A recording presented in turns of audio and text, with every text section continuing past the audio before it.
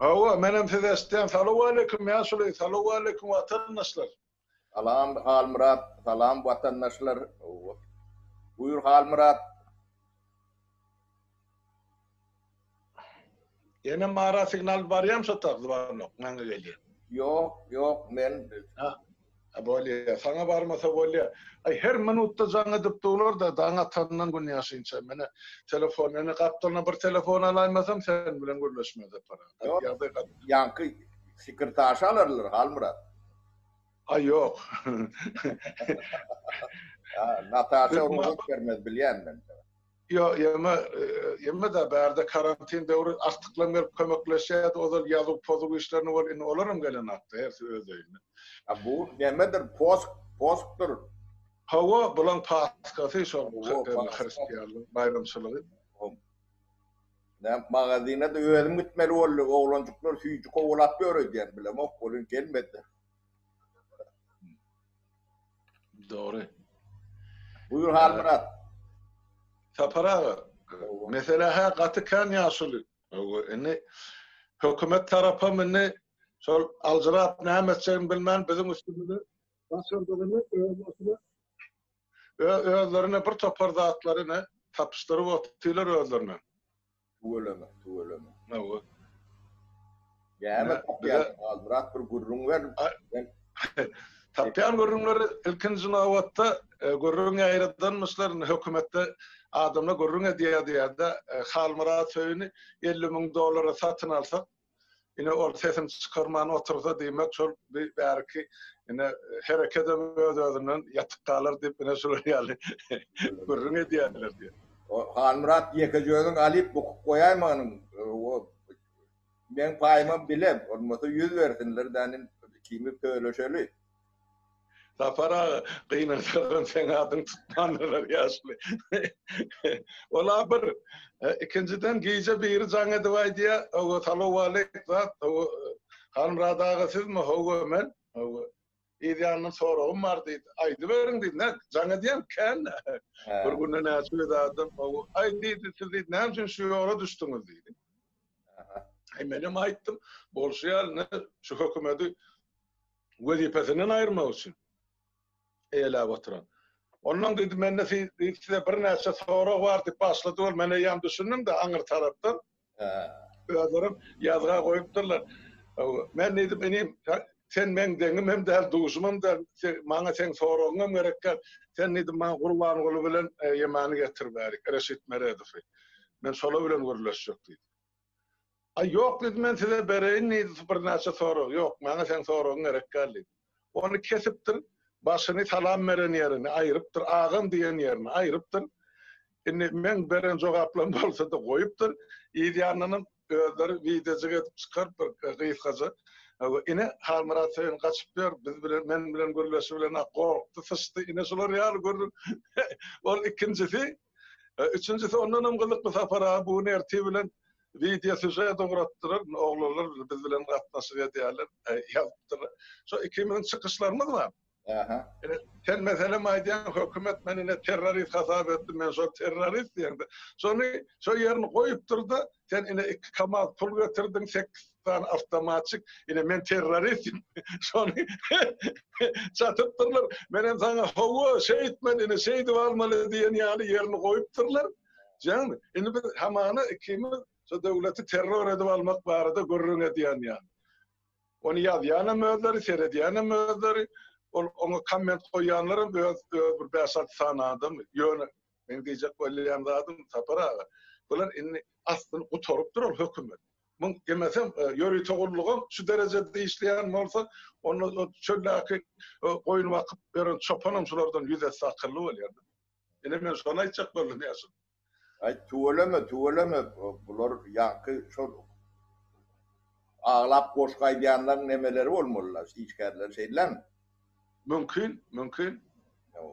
Yani yine de ya bunlar beğenme başka da dünyada öldürü alıp kampı kan ödeyerler. Öldürü güymece tapyan olurlar bolya mı? Ay o da atlar Halmurat Ünsver ben. Yok ben ön söylemek, ben olun ediyen oyununu nice bolyan nahır soňy dirapdyr, nämetçeklerini bilen ak urunýarlardy. Ay gayrat etsinler bulun nemeti kutordu almırat bulur o indi bir koronavirüsün soňuna garaşýarlar ya o başka bulun hemme zady açaçan boldy paş bulur o ne hökümet görüntüleri ýalak ýagdaýlary var ne adam olup bilim öňüne çykmaly ýagdaýlary ýok da bulun o ýa-ni Türklerde o sözler var da bunları şerefsiz yerlerde. O da bu adamın namusuna değdiğen zat söz olmalılar şerefsiz. Namussuz, o şerefsiz. Ne şol şerefi var orada yemesi var orada ne kimi gurleşi otuyorsa.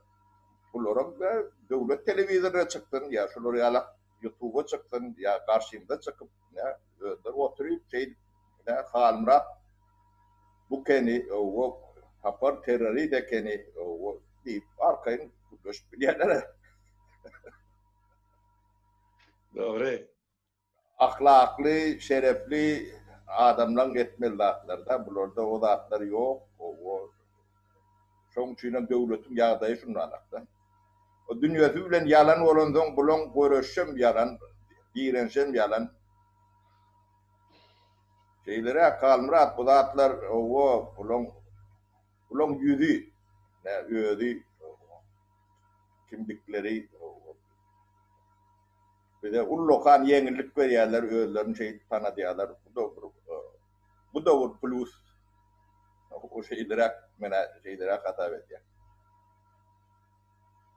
o başka näme soraň var Halmurat ne aýdy bermeli Sonra ama esasen devletli mesela geçler adamlar soru berýär da nädip soňra bu döwleti dolandyrmaly.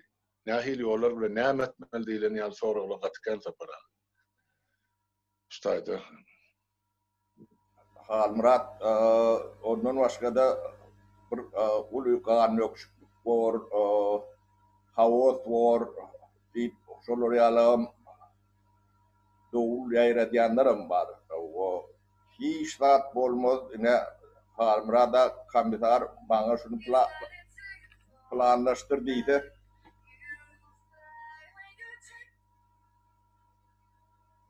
O yeňen jaňa diýe öçürdüm bolyn ondan soň neme bolany men Halmurat saňa deme der. O ne Halmurat öçürdi.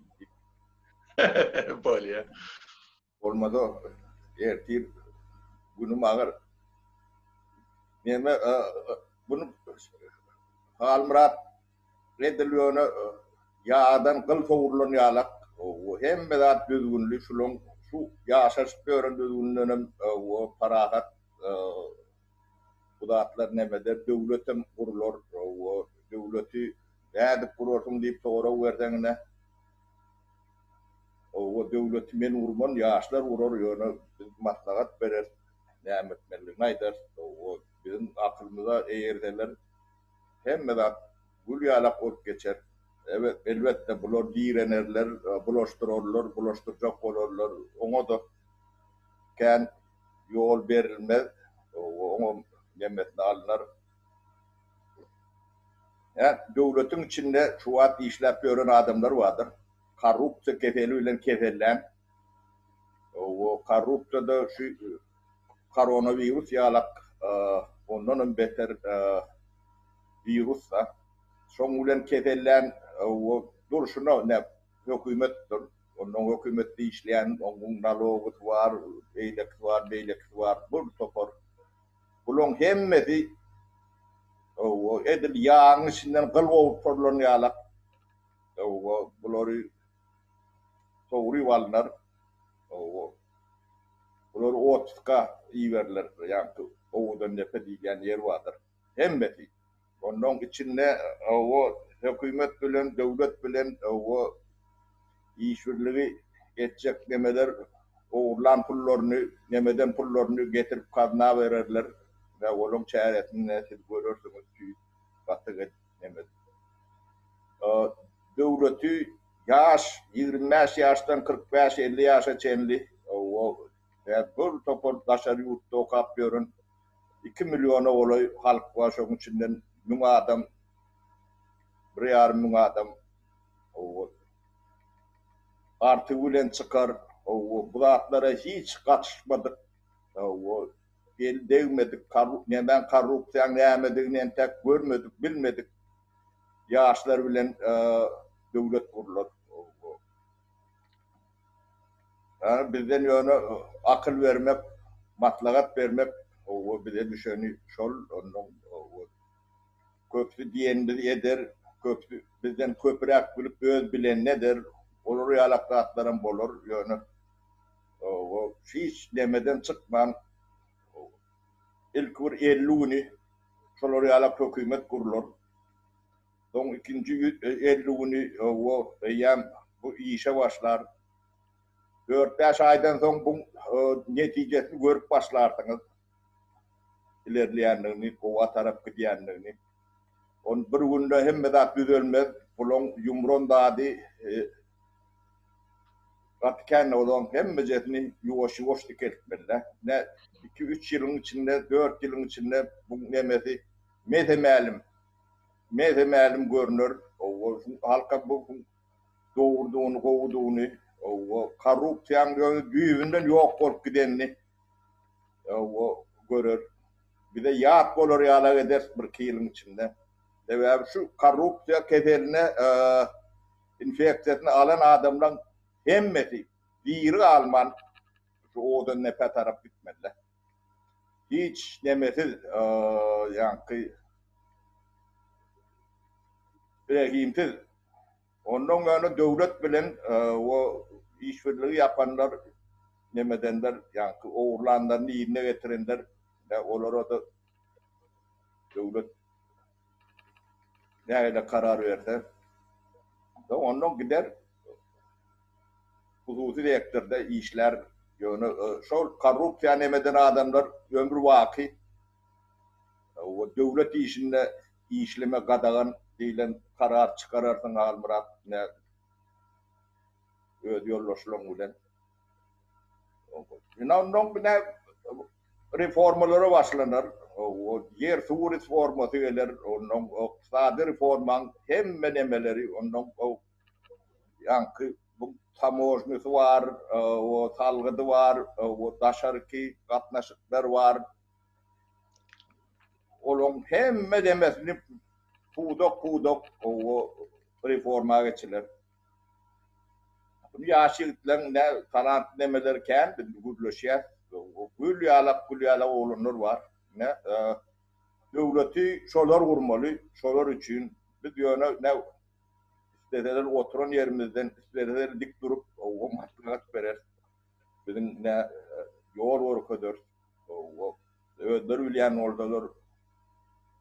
Onu da neme var. Biz yöne yaşlılık nememiz eder. O ondan kâbâbi yönünden görýän zatlarymyz var. Olar bilen demedik fikralşyp düşkär bolmaly ýerlerine. Şeydiler, bu zatlar şeydi berdiler halmırat hiç havos geçecek orlar bolyn oňa ýol berilmez. O zatlary ýöne edilýöne ýankı näme diýeýin men bunu? Bu sallatlar nämesinden düzgünlük geçer bu zatlar. Bulongam yankı pustu edip ondan sıpçak olup eýtjekler olur yok edip yağdan kıl soğurlanýarlar. Ödüm açık transparent bir devlet var. O ne şeyler var adamlar korkmasın, yeme düşmesin. Bu da atlar o şeyle var. Yani şoňa çenline granitler yapıp kembedat yapıp adamlar öýleri o yalanın näme doğruýyň näme hakikatyň ýerededigini onu öýleriniň gözleri açılmasy gerek. Şo zatlara adam öýleri düşden soň bu işleň nämesi çözümü golaýlaşýar. Ene bir 5-6 aýyň içinde yola düşer. O kıyınçılık bor, gurrumsuz o kıyınçılığı yani şu atlı durmuşlardan kovuyor. Yani dehbet bilen geçmeli onu. O hiç kimem gelip yani size birden yani elpeş elpelliğe yeme verilen ok. Ya kovu yaşayacak ordan kovu işlemeli. Ne kutusu tektir, o ticaret, biznes. O da atlan dolu yollar açılır. O bazı iqtisadiyetine dolu geçilir. O ahli kada kanunları o ornaştırılır. Bu iş şeyle geçer. Ben nemem kellendeki nememenden akıl doğradan halmurat şeylere. Yo elbette separaga sizden akılım sorar, maslahatam sorar. Sebep siz devletin iktisada agramını gerdeninize götüren adam. Gidip yatın bay tecrübeniz var. Halkın yemesi huksalası düşnükler ne hili olur. Bir hükümetin yolu koyan bir paraxorluk sisteması yıkılsa ertibir nedir? Siz täze sistemanı gurmaly, kimler bilen gurmaly diýen soralar var. Men aýdyp otyr, sizin sözüňiz bilen men halka aýdyp otyr. Yaşlar devlet hükümet sizinki siz dolandırmalı. Biz size şu yardım edip birinci 5 yıllığını kömek edip bilsek kalanı siz özünüz alıp gidersiniz diye baydiyanlar. Şu birinci 5 yıllıkta şu önkü Sovet plan sistemasına hakkıyal bir devletin düğün tutup olacak da hiç olmanına bir fundamentini aydın arası devletin. Bir gün orta karayal devletin düğün tutup bilsek yine iktisadı taydan bir korrupsiyası bir paraxorsuz bir cemiyeti östürüp geçtirip başlanıcını bersek kalını yaşlan özleri alıp gider diye düşünüyorum. Yankı bir neme var da adamlar ilki Stein'la düzgün tertibe getirmediler beynini, kellesini, düşüncesini. Yani mayuk neme var. Şu düşünce o tertibe gelen son onlar kadruktan näme düşünür, o zahmet çekip yaşamalarından düşünür. Bu nemesi naviditi parayadık usibe doğma değil ya da doğum diyeyim ne şunu düşündü ya da böyle. Onun adamlar öz beynine bu da atlara o düşünen son bu çözümü kolaylar. Onun bana ilküle köyünde öz kellende son köyünde son cemiyette son önümçülükte şeyler gider düdü. Son devlette. Yani şu atgıyada siyasi nemen üstünleki adayda ahlumum milli problemada. Bunu yankı men komünist, men sosyalist, men kapitalist, men näme deyip çözülme mümkünçülüğünün yok orada duran meselede. İlk olarak yankı devletin sütününü, badesini kurmalılar. Şonu kuran son üstünde sosyalizm olur, liberalem olurlar, beylekem olurlar, ahlaklı siyaset diyen kanunlar ortaya çıkar. Siyaset deymek böyle yalan sözler görmek değerlerini adamlara şu hattan ne düşünüp görse ahlaklı siyaset olmasa o kanunların işleme mümkünçülüğü yok. Ahlaklı siyaset demek yalan söylemezlik demek. O ne şu iskrenlik, samimiyet diyen demeleri başlı hal murat yine doğray diyen. Benim sormadım mı? Doğray diyen demek şeylim ki. Allah. Türkmençilikte tavır et diye. O ahlak diyen deme o ulu dağıttır. Düşünmeli dağıttır. Ahlaksız ne ticaret bolyandır, ne siyaset bolyandır, ne de kanun işleyendir, ne de adamlar eşretine yetiştiler.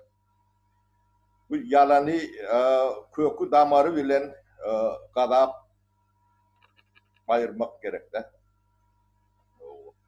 Ben yakmallayanmam sonun yankı duruşuna yalanla, yani sen rolünden başlap, şulon yani öz karşıdaşlarına görüşmeye etitlerine çenli yalan, yani bugünkü münnöre çıkıp koşgaydiyanam yalan, o yalanlarım ağlap bilyen, o eylekem şu yalan dinlep bilyen, onu kabul et bilyen, sonun monça ol, ulu bir iş ediyen yalak, yalanın propagandası yalan bilen yapılıyor da.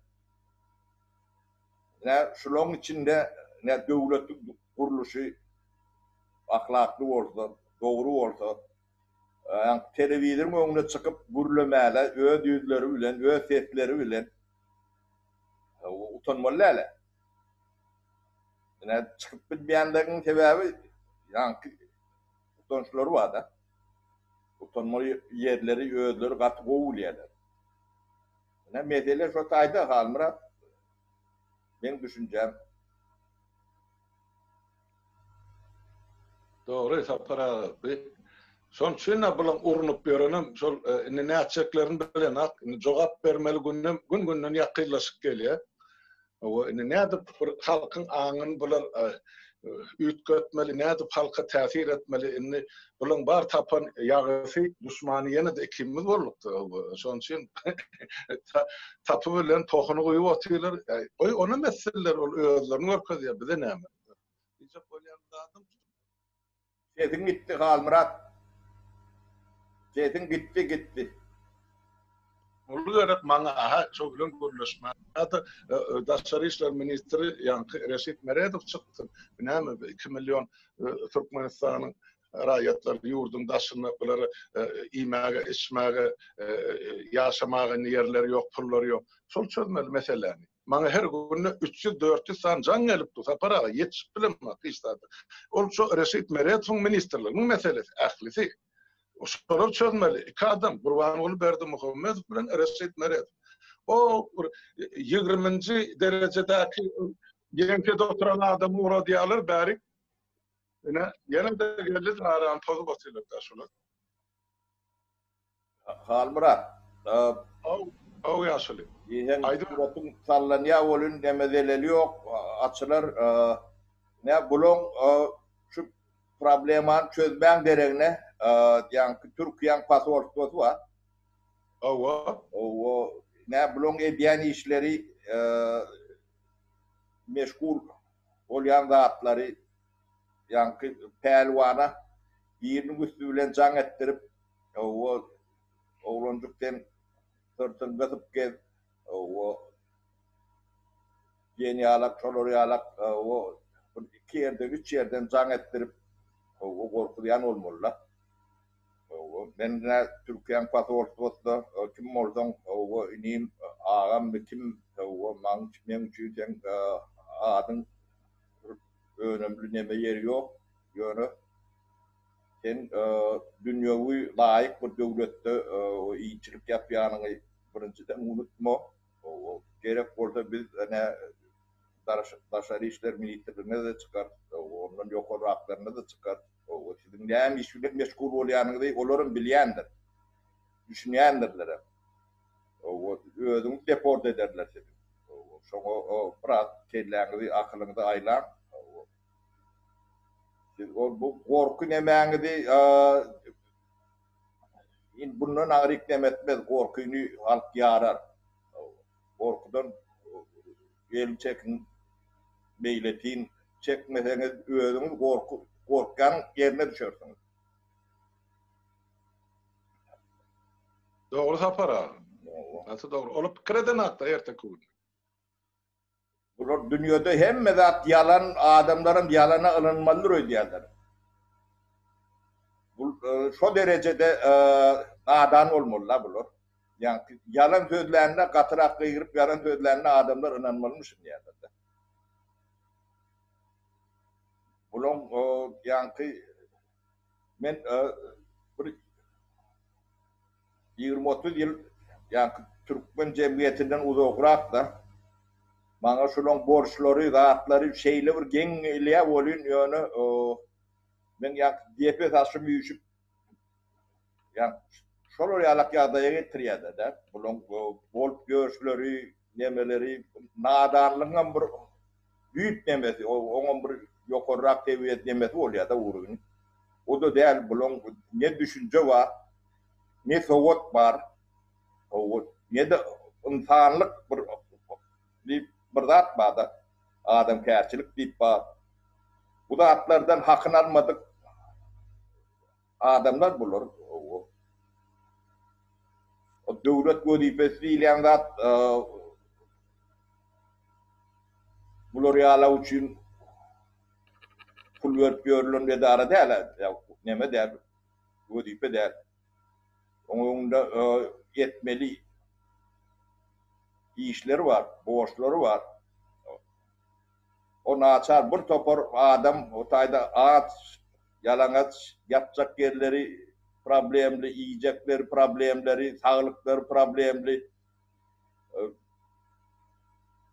Bunlar o da atlar öyle işi yok da. Ben misal getireyim Amerika'da 2 tane, 3 tane adam için 9.000 kilometreden tamalot verip adamlarını getiriyordu. Çok tamalotdan boş geliyordu. 2 adam, 3 adam. Adamları alıptır, soları getiriyorlar da. Ne devlet değil, ne soları alak oluyor da. Halk için, nemet için. Yani 2 milyon adam taşında. Ölünü yığınap bilen o. Ne diğerisi, ne bulun nemeler var.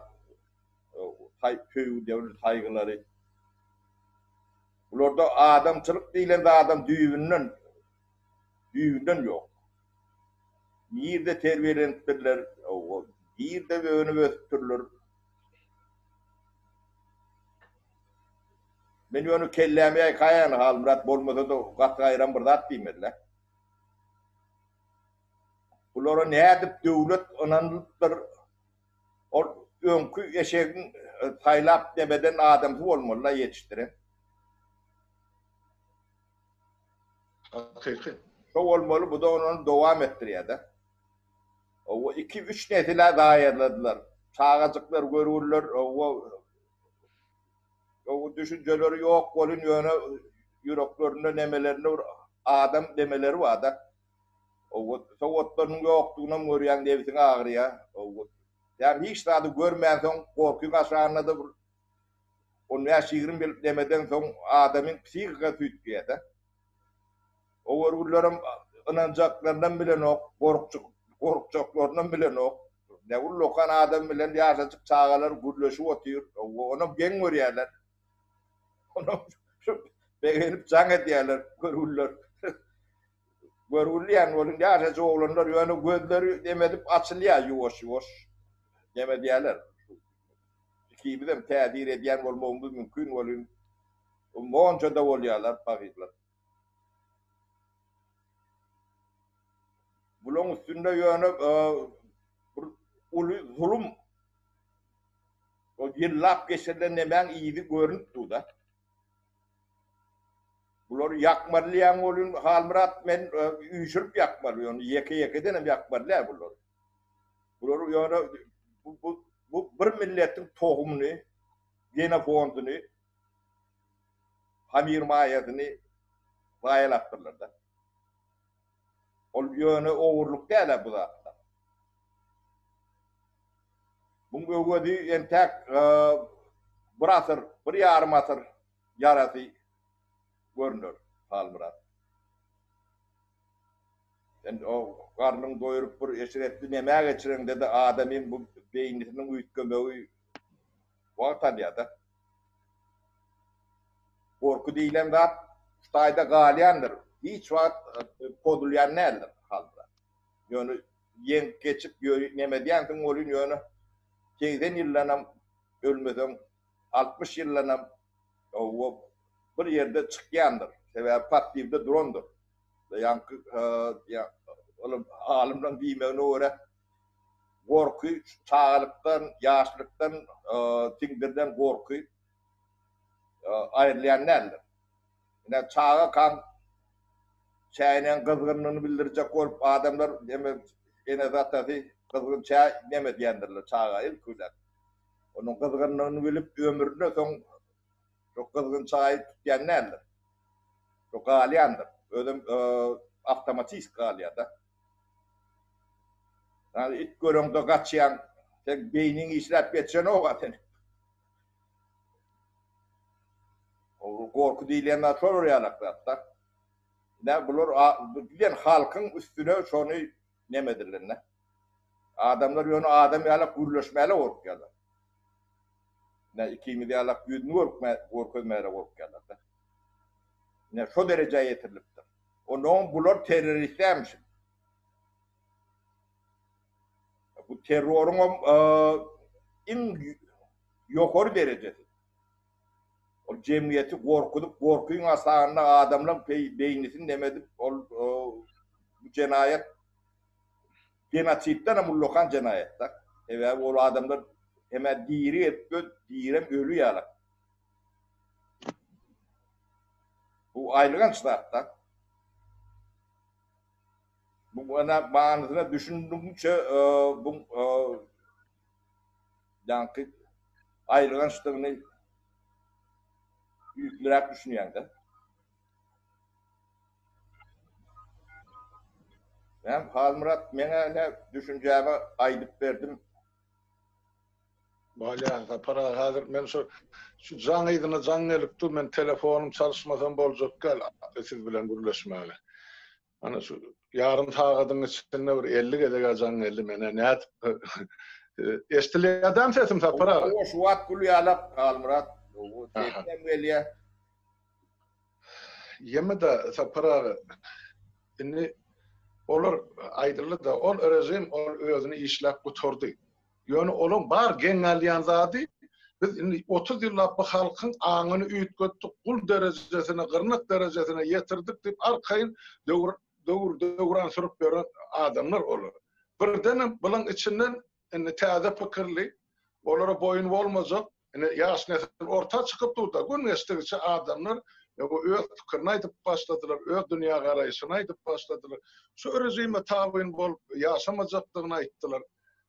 Öz çağalarını, öz aktıklarını başka devlet bular isleyenligini ayttılar. Ondan onlar doğru düşüp başladı. Nereden çıktı bu millet? Ruhnamanın esasını aşağına yatırdık. Onları 9 klas bilimem değil o çağrıdan çağrı algap veren çağalar, o mektepte ilim yok bunları. Ne edip bunun an düşüncesi üyütködü. Şonu hayran galiyalar. Son için hazır bir sistemi hükmen yıkılaymalı. O bir adam da, iki adam da, ikimiz de, her gün şu ikimiz yani 200 adam çıkıp dur cemiyetin içinden. Gün geçtikçe köpürüp gidip var ya yüzlerce, minlerce olup var ya, ola sonunun orkada. Çıkış ediyen yigitleri seyredin ya, zenarları, video rolikti, aydiyen zatlarını. Olar korkup inni giyrere deşik tapanaklar. Karantin utarsa hökümet özünün ıkbalının näme boljagyny, näde guturjagyny bilenak. Bunun adamlar çekinmen aydyp otyrar. Ine biz siz bilen şeýle hasaplaşyp siz jogap bermeli bolarsyňyz. Lüstrasiýanyň bize bir aydyp otyr. Galanyny mine sizem ýetirip otyrsyňyz. Şol hakykatdanam şol döwletde dine halkyň hasabyny ogurluk edip dine özleri yaşap, halkı kul edip saklanan adamın ahlisi jogap bermeli var. Elbette. Olar jogap bermese onu näme gerek? Bir adam üýtgetme, Qurban olyny üýtgeden ol sisteme saklanyp galjak. O ne sizin aýdýan zadyňyza gelýär. Ömür boyu. Şu sisteme çalışılman devlette hiçbir näme iş edeniň tapawdy ýok, üýtgejek zat ýok da sapara. Men şonu aýtjak boldum. Halmurat şu Niyazlyň nemetinden başlap şulon nemetine çenli devlette hükümet nemetinde vazifeler işleyen nemetinde işleyen adamın biri benim çoğu dahil o hükümet vazifesinde bolmalarla ben özüm çoğu dahil ediyorum. Çok içine hoşuyorum da. O sebebi bu kefel şeydip kökten ayrılmasa koronavirüsten mervettir korrupsiyan emet.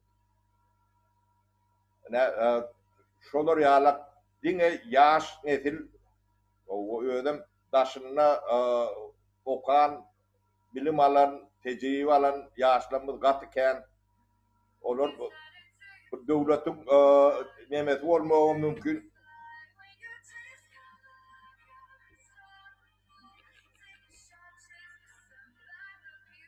Yine de kontrol ederler. İmkan öderler.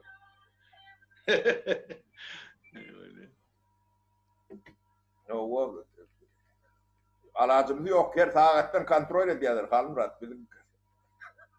Yo, onu men durmuşum ganima da kenfenka göre. Men yan kumlu olan son sen kontrol aslında taklamasak diye sen diye edeceklerin kendi şey demedi yerler de. Gelvem ben komşum var. 90 yaşlı men dostum da. Ona da tavsiyeler saparı günaşa günne bağlap durur olmasa bu kumulur o kanunlara da atlara da boyun eğenlerler. Bunu kontrollü saklan dip demedi yerler de. Onun için sana soru ya bunu. Doğru. Yeme de sapara. Zaten ne sor yani pelvan bilen dem hukukluca oturup sohbetleşik ettiniz, bilettik. Onu bunu yaşlar görüp oturdu yurdun daşına akıllı. Bularım şuna beğenip bularım hantama biz bilen görüşsek, selamlaşsak, otursak. Herse zaneden ne var 10-15 minut görüşsek de pesene. Onu düşünene 3 yıl 4 yıl adam her gün zanedip dur. Ben yetişip bilemem fiiliki taydan sudatları. Yönü halkın yüreği sudatları tuğsap gidiptir. Bu halkı adam hükmünü, rayet hükmünü görmenir de o hükümet. Bir adamla bilen adam şekilli din hukuklu görünüşmen nämediğini bilemez. Bular gullip eýem buları saklap oturan şolak. Kalkoçsam sol dayhani işsem sol sonçun 2 milyon yurdun daşına gitti. Buları billiren ha. İki adam giden remedene o 2 milyon yurdun den yarısı daşına ilatı. Billiren ağım sapara. Ölsün, yetsin, yıkılsın, iştihani çörüksüz otuyorsun. Azerbaycan'ın hükümeti, halkını şunlar Türkiye'de son 200 lira dedim, neyim sonun payla otuyor. Şunlar biraz açlıktan, çıktım şunlar yağdaydı, kıyınçılıktan. Türkmenistan'ın kılan azarını da 2 milyon halk Türkiye'de sapara. 2 adam der, 2 maşgalı der, 20 adam der, 2 milyon. Devletin den yarısı daşını olanın çağatı içinde kılar bile. Olanın bile iyisi. Sesin gitti Halmurat. Sesin gitti yine de.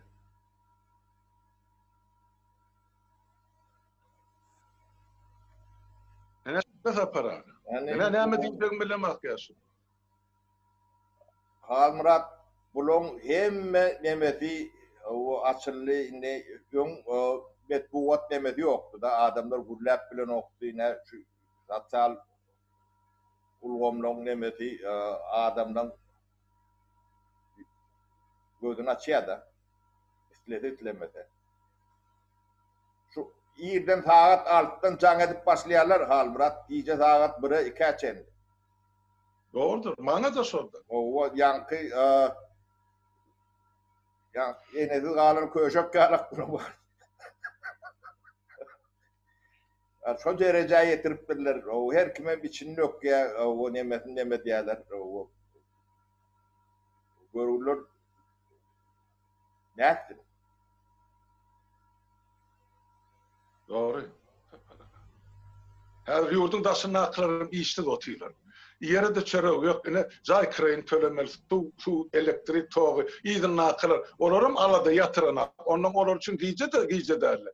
Onun saat 1'em olsa 2'em olsa 3'em olsa zannet otur. O yaşlı ne sular yağday var bir ne sekak bir yol yok mu çıkılga yok mu kime tutmalı biz. Hakkı sular yaşsız bilen gözleri yaşlı denalar erkekler ne hilem olsa çıtamlara yani olurum ruhtan şu atıyla ne mescetler. Halbuki her devlette Türkmenistan'ın ilçisi var. Olur ne işleyenler? On ne sonra Reşit Meredov'dan soracak bolýany. Şoň üçin ol maňa gerek. Men ol iskeleýädiň ýüzüni görmek üçin gepleşige çağırym ha. Jogap bersin. Ol wezipede otur. Olur ýa pelwan ýala oglunlar kowalap bolýar. Olur seyretmek derevne. Şoda olur o perwanın çıkanını gen alıp ona hil biz bir halkı teptekid etmesine kata uğrattık diyen yal birden döm çıkaydı halkın o. Aç perwan yal her ötede var eğer inne gedilse. Yani inne gediyen hükümet yok şu halka. Ne mesela şutaydı da para. Yok bu devlet hükümet yok. Hükümet bu toron o halk şunu düşünün demedin. O hükümetiniz yok. Helak ederler dedi. Şu günüm ayttım ben şu yakar İmit var arada. İmit bıçılığı yine bir zapar kaytalayın ağaçlık geliyor. Bundan kaçıp olacak yağdayım yok. Görünen yok şu an. Ahir dünyada bu problemi dünyada ortaya çıkıyor da. O Türkmenistan'a sembolü çıkmadı. Şular yalak devlet dolandırışını katı ervet var. Katı ervet var. Ne sondan men at kaygılı albrat. Benim görünüp du. Buna ullokan akılam gerek gel. Yani şu yankıdaşta görün informasyonu dinlep analiz eden dedi görünüp du. Yeke bir Türkmenistan arada vurun giden yok. Vurun Amerika'da da şu şeyde olacak. Fransa'da da, Germanya'da da, Türkiye'de de hemme yerde. Hemme devlet ağramını şu oğu hocalık iyimit önümünü ağram tap başlattı. Özüm açık kurulayalar, açık diyeler. Bunsuz yankı bu demeli aşmak kıyın. Bu problemi siyasetin üstündeki problemi Halmurat. Bunu öyle ki yankı bulun popülist nemeleri, zatları bu tormolu yalanı falan yok. Ağaçlığın yalanı bolunu yok. Ağaçlık hakiki dağıttır. Onu yaşan son, ağacıgan son bilersiniz. O bize halk köçe açık diyme de gerek olmadı. Halkın öz çıkar. Öz çıkıp yok eder şular. Ağaçlık diyenler sonra alaktır. Hem revolüsyoner esaslı ve halk ağaç olandan çıkandır. Buyur Halmurat.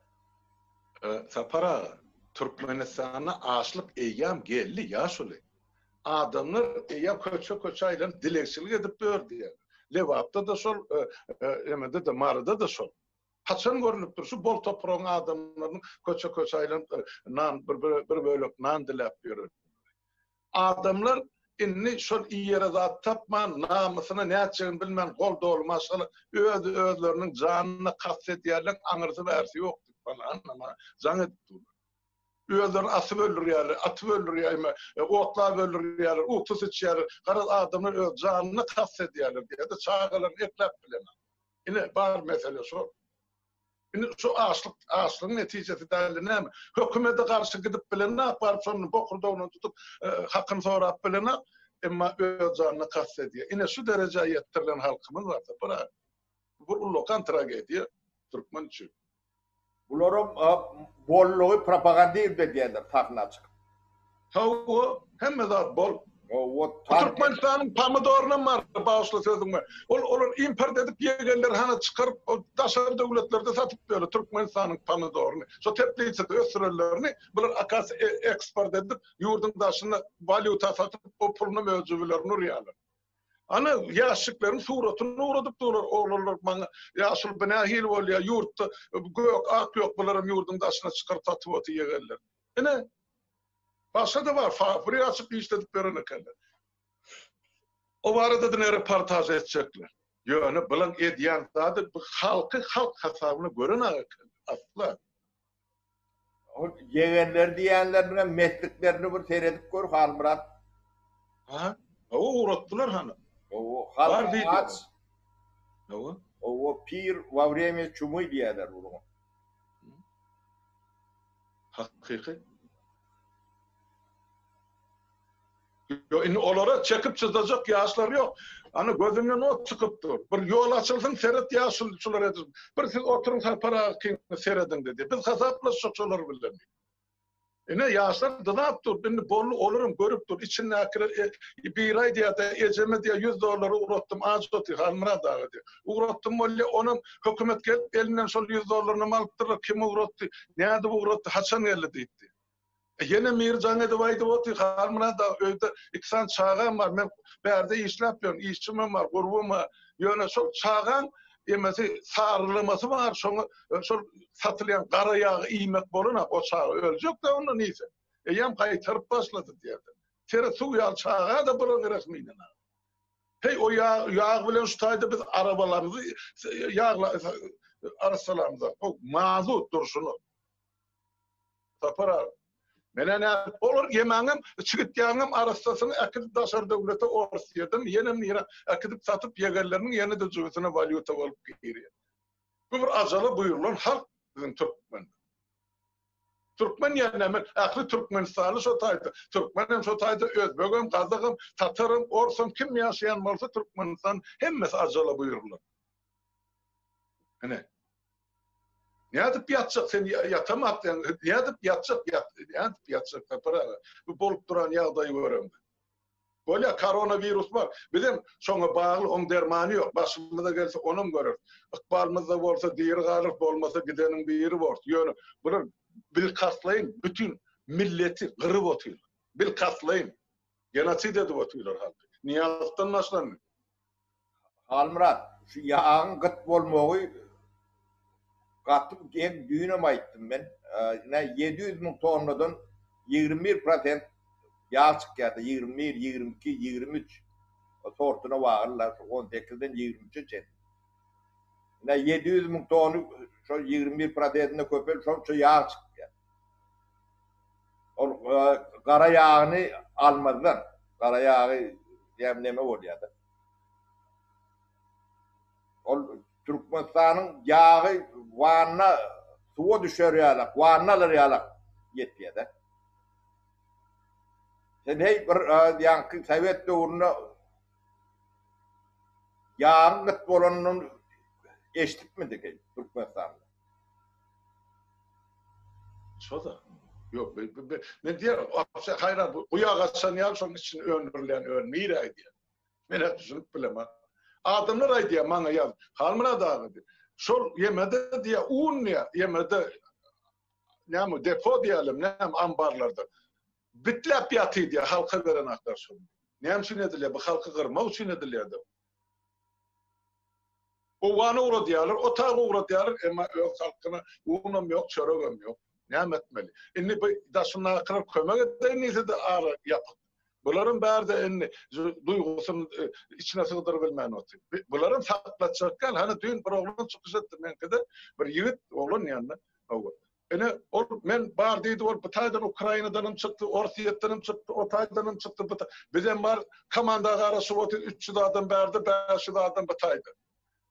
Millet inni toplanıp başladı. Bunun ömrü ne zamanıyla erti ömür bir yağda bir kontrolden çıktı. Sonra hükümetin kellesi işlemeyen ki. Az halkın anı yok. Bu uğraşsın dedik güzel. Sonra akıl çatmayan kanırtılar.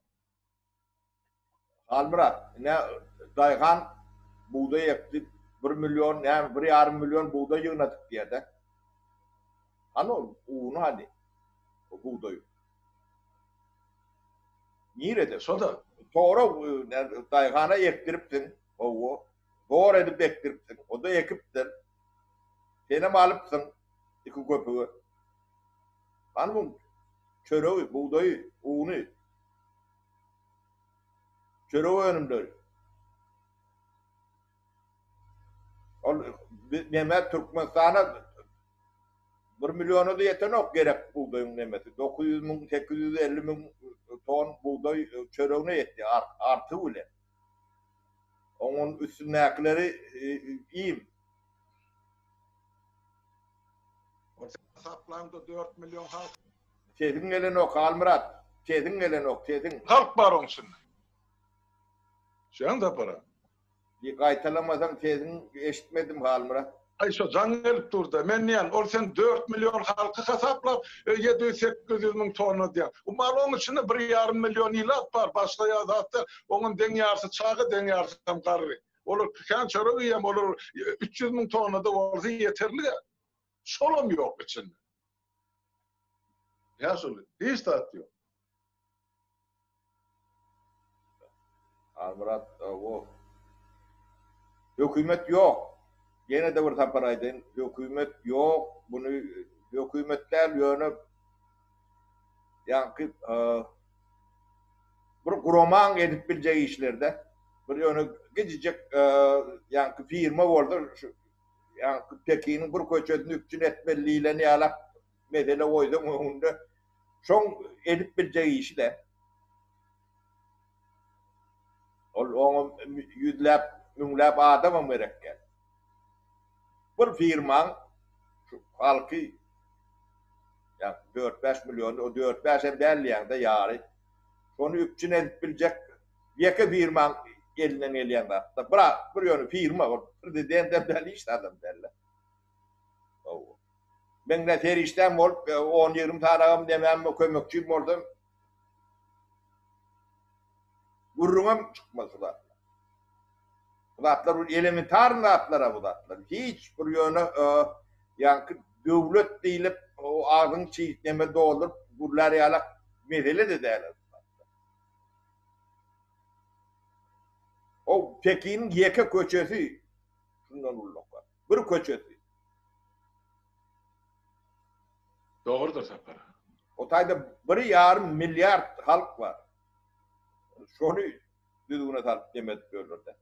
Sonra o ağaç olup görün yok. O garip orada vardır oluyor. Ağaç şu yağdaya yeten yerleri yoktur. Hak korun. O bulun onun beynisi yok diysen katı olacak oluyorlar. O biz bağ diyelim yani bir köçen adamını bir tuğul çörükle adam yalak yaşar yalak ettin olmadı. Başka da attan geçiyor. Bunlar bilmedim. O aydan gelen olmakları mümkün. Halmırat o yönü bu dünyanın adam değil yalak. Sapara sizden bir hayiş var ya şöyle. Ben bir toplar yaşlar bilen ödarı oturup yankı hep de birgede maslahat alışıyatsa. Indi şu Türkiye'deki yağdayların gün geçtikçe kıyınlaşıp var ya. Hani Azerbaycan öz ilatına kömek ediyordu.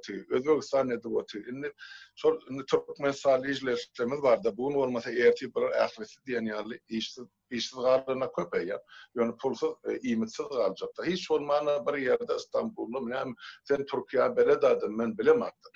Şu yerlerde bir tanış bilişiniz var olsa ticaret yörediyen restoranı mı neyme mi ya nakarhanası mı? Olmasa halktan hazır kim Avrupa'da akıl kömek etse sonra yığınanından şol bir restorana aytsak adamları illeşlemede kim zarur olsa şol barça taydan naharik qaydiyami ya paket produktu bir zatlar ediliyami. Şey etmesek adamlar bir haftadan sonra köçüdü kalacak. Yani şu maslahat neyme verebilecekti şu yağdaydı. Almurat, sen Türkiye'nin gözüne getirip gör, İstanbul'u, yakıcı İstanbul'u gözüne getirip gör. O başından bu başına 200 kilometre. Oho.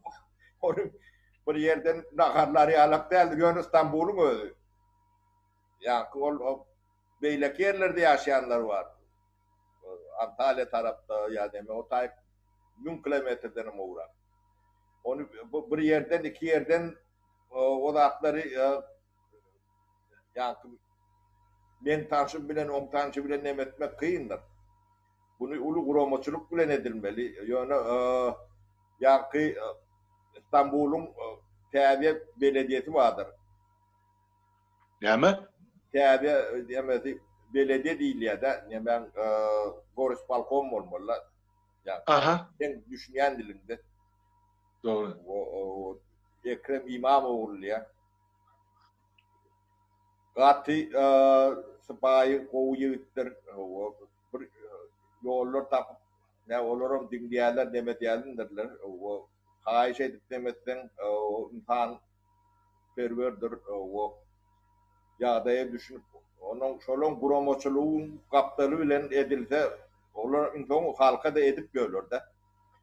O şey edilmeli mükemmel hal bırak biz onu bir yerde nahar verenimiz bilen iki yerde 5 adama 10 adama verirsin. O 2 milyon adam o da Türkiye'nin hem bir yerine yayıran orada onu eğitip çözüp olmaz. O yerli yankı nemeler vardır, belediyeler vardır. O şolong nemesi bilen o onun Kızılay vardır. Yani Türkiye'nin Kızılay cemiyeti vardır. Ne şolara çıkıp şolar bilen gurlaşırarak onu ilçanan etmesi gerek. Konsultuan etmesi gerek bu hakları. O biz devlet idareleri vakan onun üstünden aşıp etsek olurum ters düşünür bizi. Düşünüyor değil mi? Konsultualar var, yani ilçana var.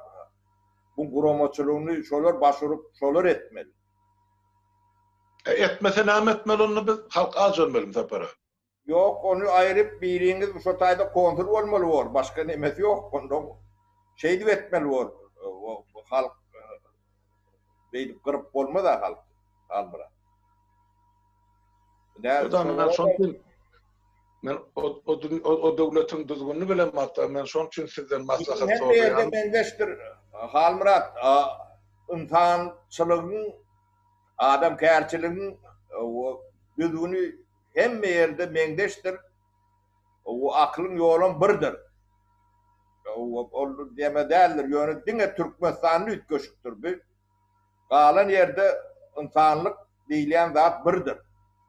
Dini, renki, ırkı demesi yoktur. Düşünendirler. Hem beceti. Gönüyor barıp değerli yemeler vardır, kurumalar vardır.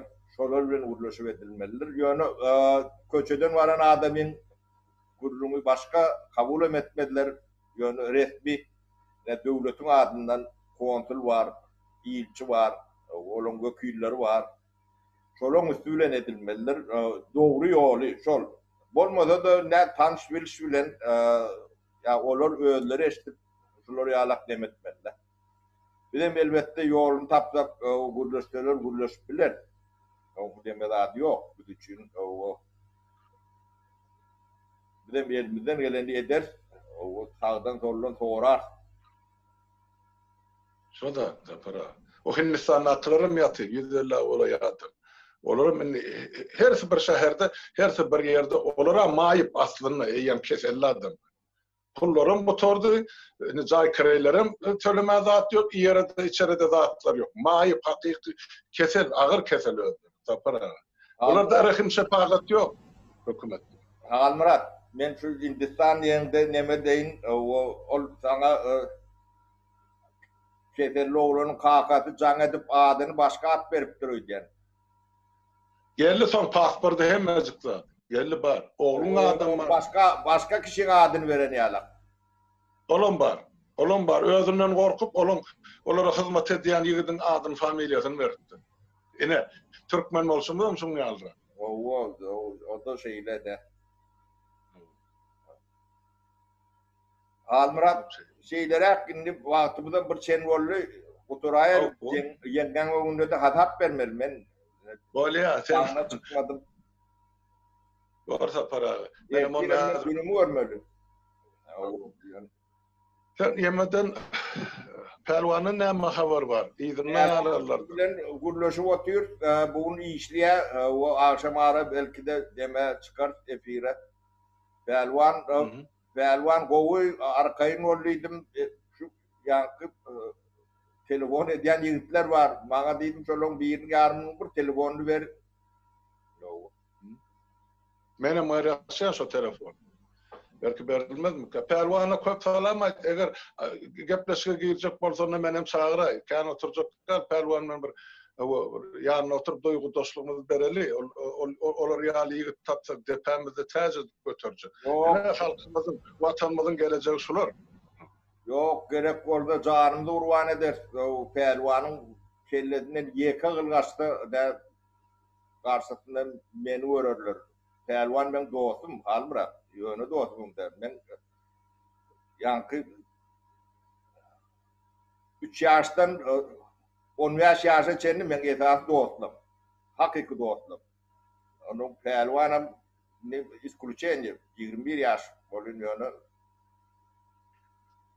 Ben dostum. Ben dostluğumu yeka taşlım yani halmıra. Berekeli. Onu ne ama? Tavara tavır. Bu ne? Volya. Çok kuvvetleştiğiniz için adamlar sizden tav oturun. Haberleşip durun. O tavol adamlar.